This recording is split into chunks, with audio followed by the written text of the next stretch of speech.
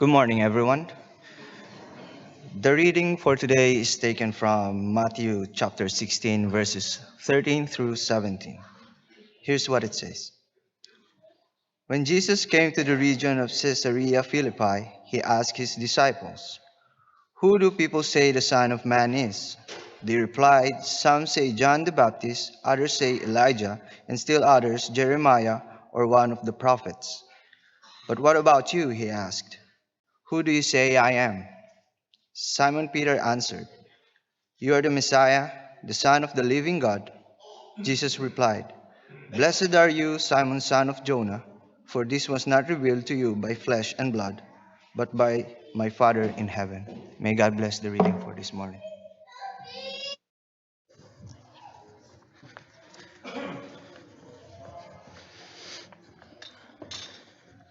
Good morning, everybody.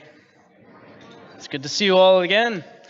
On Tuesday night, Alicia and I, we didn't really feel like cooking very much, so we went out to our favorite Indian food place in town. We ate a bunch of delicious food as usual, and then as we were leaving, I noticed a sign on the delivery vehicle outside. Here's a picture of what it said. Best Tandoor in Winnipeg. And I thought, wow, that's quite a claim to make, I really like the food. I kind of think it's the best, but how can that claim be made? How do you know it's the best in Winnipeg? How can you even possibly prove something like that? So I decided I needed to find out more about this, and I did what any good restaurant researcher would do, and I read some Google reviews online. Rest assured, I'm here to share my findings with you today. Here's what the first review said. Best in Winnipeg, the food is amazing. And I thought, well, maybe they really do have the best tandoor in town. But then the next review said, worst food I've ever eaten. And I thought, well, maybe that's a fluke or something. So I kept scrolling down, and then the third review kind of ended my search. Sam just said, it's okay, it's okay. And I couldn't help but laugh at this because, you have the whole spectrum here in just these three reviews. I mean, one person totally agrees with this claim that the restaurant's making. Another person wholeheartedly disagrees, and then Sam is somewhere in the middle. I mean, obviously, this claim is not seen as true by everybody, right? But that doesn't shock us, though, right? I mean, people make all kinds of claims in our world today, and after hearing so many of them, we become pretty skeptical people, I think. Now, when it comes to Indian food, I guess it doesn't really matter which place is the best. Although, I guess it'd be fun to go around and try all the Indian food places in Winnipeg and figure it out. But when it comes to some other matters, it's a lot more serious. It's a lot more important to know, in some cases, if somebody is telling the truth, or if what they're claiming is true, or if it's false. As many of you know, and maybe some don't, this year we've been working our way through a series called What We Believe. That's what we're doing for this year. And in February and March, we've been talking about what we believe about God. Today, we're planning to look at what we believe about Jesus and who Jesus is. Jesus certainly made a lot of claims in his life too. He made a lot of claims about himself and who he was. And his claims were a lot more serious than the claims that these Indian food restaurants are making. He claimed, for instance, that he was the Messiah, that he was the only way to the Father, that he was equal with the Father, and that he was the exact representation of his being. He claimed that he could forgive sins and that he was eternally existing with the Father. These are some pretty serious claims indeed. But are they true or false? Who is Jesus? That's an important question, isn't it? Especially considering all of these claims that he made about himself, we have to answer the question, don't we? I mean, we don't necessarily have to agree with him or believe what he said, but in one way or another, every person has to answer this question for themselves. Who is Jesus? According to our Bible reading today that Christian just read for us, one day when Jesus was traveling around with his disciples in Caesarea Philippi, he asked them this very question. He asked it in a more general way at first. He said, "Who do the people say I am?" in verse 13. But then he got very personal and asked them point blank, "Who do you say that I am?" It's a question that's echoed through the ages ever since, and it's the title of our lesson this morning. It's a question that we still have to ask ourselves today. Who do you say that Jesus is? Do you believe he was telling the truth about himself or not? What do you say in your heart of hearts? And does your answer to this question show up in the way that you live your life? Who do you say that I am? That's the question for all of us this morning. And so today I'd like us to think about our answer to Jesus' question. He claimed to be the Christ, and his claims are either true or they're false. And today I want to walk us through some of the evidence so that you can decide and I can decide whether his claim is true or false, so that we can answer the question for ourselves. To help with this, I'm planning to build on a framework that was made popular by C.S. Lewis, although I'm not sure if he was the originator of this idea. As far as I can tell, though, if you think that the claims that Jesus made about himself are false, there's only three explanations. Either he was concocted, made up by his followers, or he was mentally confused and he thought he was the Son of God. Really, he thought that for himself, but he wasn't actually. Or he was just a straight-up con man who made the whole thing up and got away with it. As far as I can tell, if you believe the claims about Jesus are false, your logic for reaching that conclusion has to come from one of these three categories. And if there's another option I don't know about, I'd really appreciate if someone would tell me about it after. And of course, if he's not concocted or confused or a con man, then he must be telling the truth, and he must be who he says he is, the Christ. This morning, I want to briefly go through this and talk about the evidence for and against each of these possibilities. And I hope by the end of our time together, we will all see why we can have confidence that Jesus is actually who he says he is. And then I'd like to finish our time today by talking about the implications for our lives today if we really believe that Jesus is the Christ. So let's get started with the options that we have if we believe that Jesus' claims are false. The first one is that he was concocted by a group of people. This explanation says that Jesus of Nazareth, he did exist, but he never actually made these claims about himself when he was alive. The claims that we read about in the Bible were made up sometime after his death by a bunch of people. They got together and came up with some elaborate story about his life and spread it everywhere. Jesus as the Christ is a concocted idea, and even though that Jesus, the man, certainly existed, all the things we read about him and the things that he said about himself are just like a legend or something. So what can we say about this explanation? Does it make sense? Does it fit the evidence that we have? I'd just like to share a few things with you that might help us see why it doesn't make sense. The first problem is the timeline. Most scholars agree that the earlier books in the New Testament, including Matthew, Galatians, and Thessalonians, that these books were written around 50 AD, just 20 years after the crucifixion of Jesus. If there was a group of people trying to concoct a story about Jesus of Nazareth being the Son of God, they'd have to wait a lot longer than 20 years if they expected anyone to believe them. I mean, think about it. If tomorrow morning somebody started spreading a story about this incredible man who used to live in Winnipeg 20 years ago and how he performed all these amazing miracles in front of huge crowds, the story would never stick, right?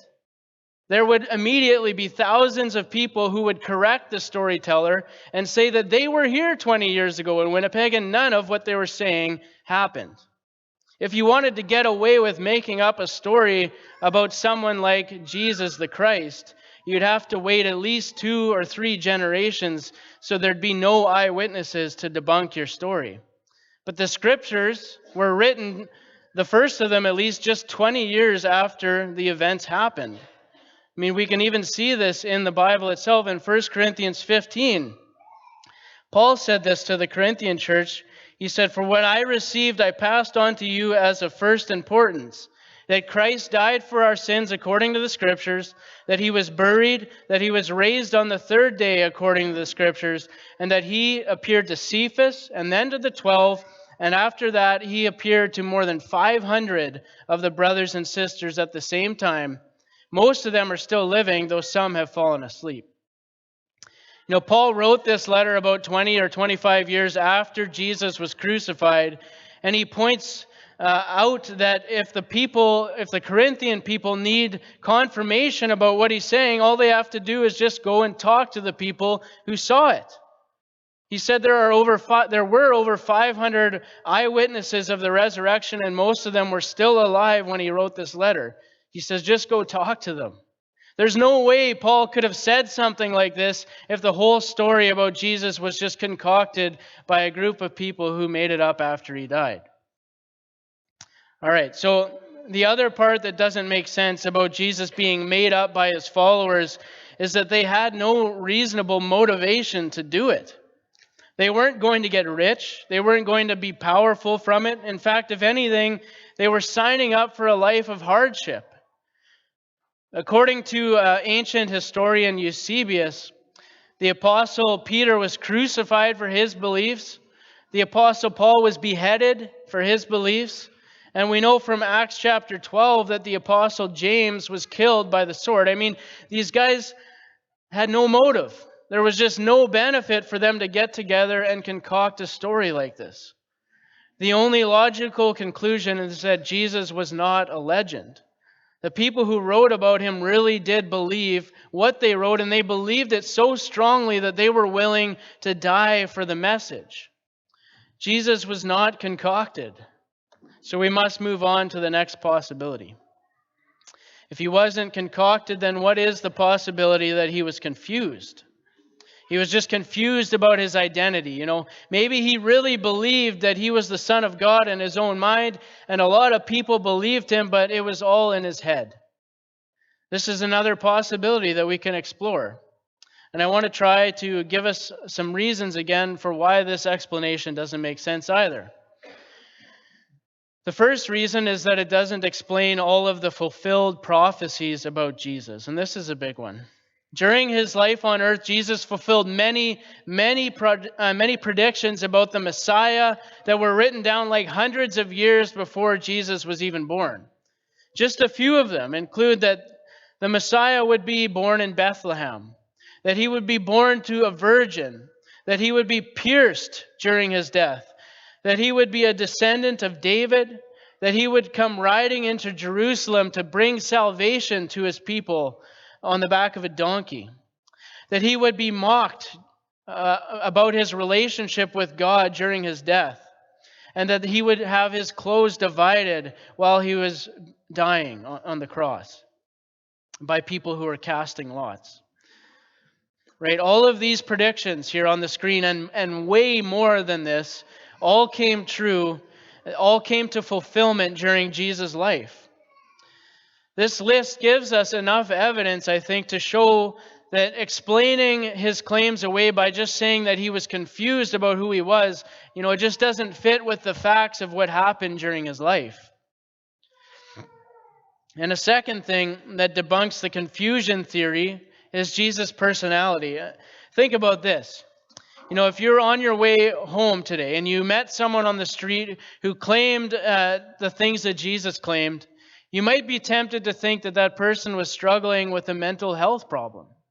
I'm definitely not a mental health expert, but I've spoken with people who've said things about themselves that are similar to what Jesus claimed because they were struggling from a mental health condition. So the theory, I think, is reasonable, and maybe that's why some people come to this conclusion. Jesus claimed that he was equal with God after all, that he could forgive sins, that he knew people's thoughts, that he was eternal. When someone makes a grandiose claim like this, it's so over the top that we naturally try to find a simpler solution. Maybe it's all in their head, we think. And so I think that's why many people read about the things that Jesus claimed, and then they conclude that he must have been a man who was suffering from a mental health condition, like maybe a narcissistic personality disorder or maybe schizophrenia or something like that. It seems like a reasonable hypothesis at first, but there are some problems with jumping to a conclusion like this, because Jesus' personality does not fit with the typical symptoms of someone who's struggling with one of these conditions. It doesn't fit at all. There's so many accounts in the Bible that help us to see who Jesus is, his personality. And I just wanted to show one of them here from Mark chapter 1. It says in verse 29, "As soon as they left the synagogue, they went with James and John to the home of Simon and Andrew. Simon's mother-in-law was in bed with a fever, and they immediately told Jesus about her. So he went to her and took her hand and helped her up. The fever left her, and she began to wait on them. That evening after sunset, the people brought to Jesus all the sick and demon-possessed. The whole town gathered at the door, and Jesus healed many who had various diseases. He also drove out many demons, but he would not let the demons speak because they knew who he was." This is the personality of Jesus on display. And I was curious about this idea of Jesus having a mental health disorder, so I did a bit of reading in the Diagnostic and Statistical Manual for Mental Health Disorders. It's also called the DSM for short. This is like an authoritative document of sorts for the world of mental health. And it says in there that people with narcissistic personality disorders present as highly entitled. They exploit other people. They're lacking in empathy, and they tend to be envious, and they're generally arrogant. I mean, as you look at that list and think about Jesus, and the way he's described, do you think it lines up with Jesus' personality?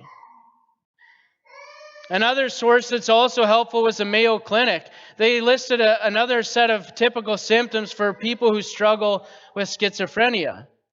They tend to lack close friends. They suffer from excessive social anxiety, and they tend to be suspicious, paranoid, and constantly doubt the loyalty of others. Now, again, I'm not a mental health expert, but when I look at these symptoms and compare them with the life of Jesus, I can only conclude that Jesus does not at all fit this description. It just doesn't make sense to say that he was confused about his identity because of a mental health condition. So if Jesus was not concocted, or if he was not confused, was he a con man? Was he really just an incredibly crafty carpenter from Nazareth who devised one of the greatest deceptions the world has ever seen? Maybe he found a way to fake all the miracles and deceive all of his followers into thinking that he was somebody who he really wasn't.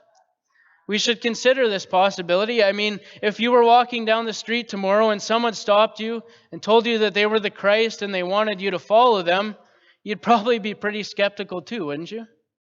So it makes sense that a lot of people draw this conclusion about Jesus. We wouldn't believe that person on the street unless there was significant evidence to back up what they were saying. So where does the evidence point in this case? Was Jesus a con man? Well, there's lots and lots of evidence to suggest that Jesus was not a con man. And I'm just going to highlight three things. If we go back to this list of prophecies again, we can see that Jesus, maybe he might have been able to find a way of fulfilling some of these things while he was alive, conning his way into it. But there's no way that he could have prearranged a scheme to have his birthplace or his lineage line up with the prophecies that were made hundreds of years before he was born.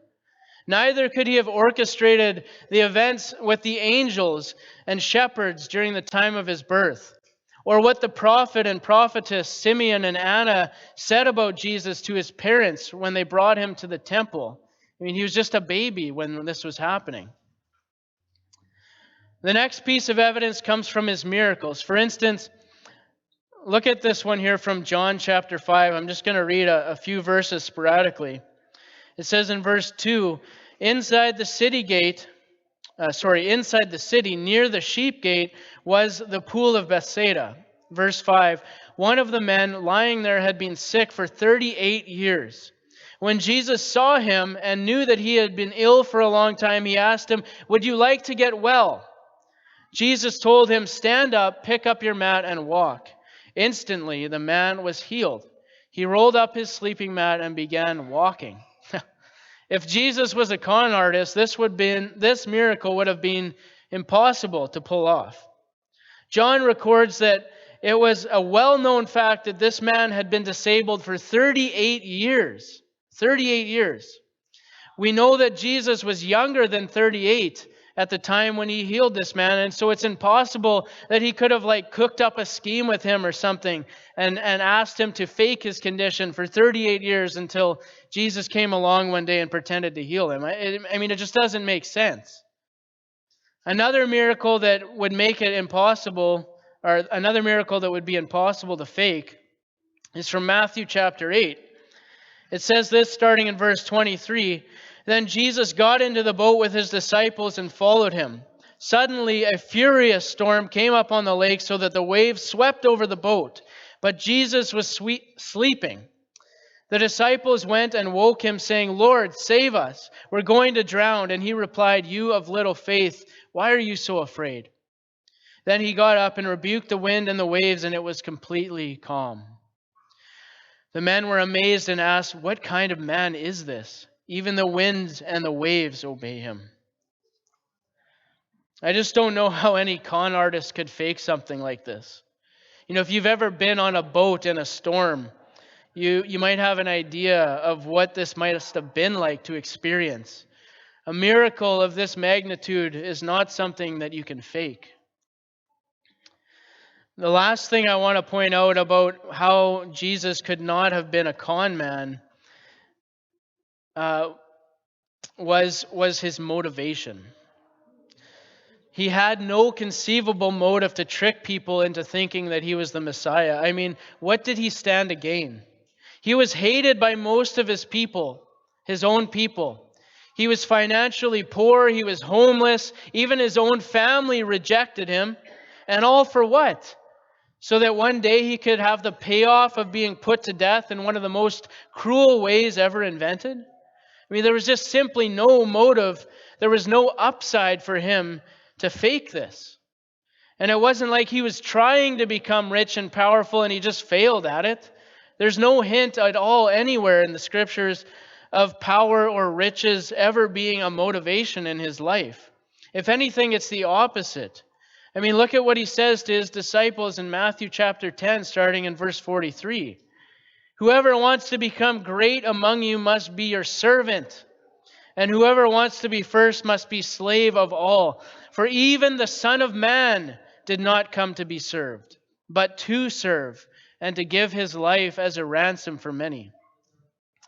Jesus had no plan of being served or landing a position of power or lording himself over others. His goal had always been to serve and to give of himself for others. There was no motive for him to lie about being the Christ, because making this claim only brought more and more hardship into his life. So if Jesus wasn't concocted or confused or a con man, we seriously have to consider the possibility that his claims were true. Based on the evidence we've been looking at, I really believe, along with many others, that the most logical conclusion is that Jesus is who he says he is, the Christ, the Son of God. And if we read the scriptures with an open mind and we think about these things with an open mind, I believe it's reasonable and logical to reach this conclusion. So we've been talking a lot about who other people say that Jesus is. But it's time to think more personally. When Jesus originally asked this question to his followers, he made it very personal for them. He asked them, "Who do you say that I am?" And that's the question each one of us needs to answer today as well. I want to finish off our time by going over some of the implications of what we've been talking about. If Jesus is actually who he says he is, then it requires us to respond in some way. He is the God who made you, who knows you, who wants a relationship with you, and he was willing to die so that relationship could happen. He's the God who can calm a storm on the Sea of Galilee, and He can also calm the storm in your life today. He's the God who holds everything together in this universe, and He can also put your life back together as well. He's the God who planned the end before there was even a beginning, and He's the God who has a plan for your life today as well, if you would only just give Him your life. If Jesus is who He says He is, then there's nothing more important in this life than placing our life into His hands. He's infinitely wiser than we are. He's infinitely more powerful than we are, and He knows exactly what we need, way more than we could ever know for ourselves. Right after Jesus asked this question here that we've been talking about today, He told His followers that He was going to be crucified. And then after that, He explained something to them that they really needed to hear, and I believe you and I really need to hear this today as well. Here's what He said, still in Matthew 16, but down in verse 24. Then Jesus said to His disciples, "If any of you wants to be my follower, you must give up your own way, take up your cross, and follow me. If you try to hang on to your life, you will lose it. But if you give up your life for my sake, you will save it. And what do you benefit if you gain the whole world but lose your own soul? Is anything worth more than your soul?" Jesus wants us to see ourselves as His students, His disciples, people who follow Him and learn from Him and really try to be like Him. Jesus doesn't sugarcoat it either. He says that if we reject this and try to hang on to our own way of living, in the end, we will lose our lives. We will lose the eternal life that God wants to give each of us. If we reject Jesus as the Christ, God will not force us to live in a kingdom with Him for all eternity. He will allow us to walk away from that life that He wants to give each of us. The desperation rings clear in Jesus' voice. He says, "Is anything worth more than your soul?" Jesus wants us to live out what we believe.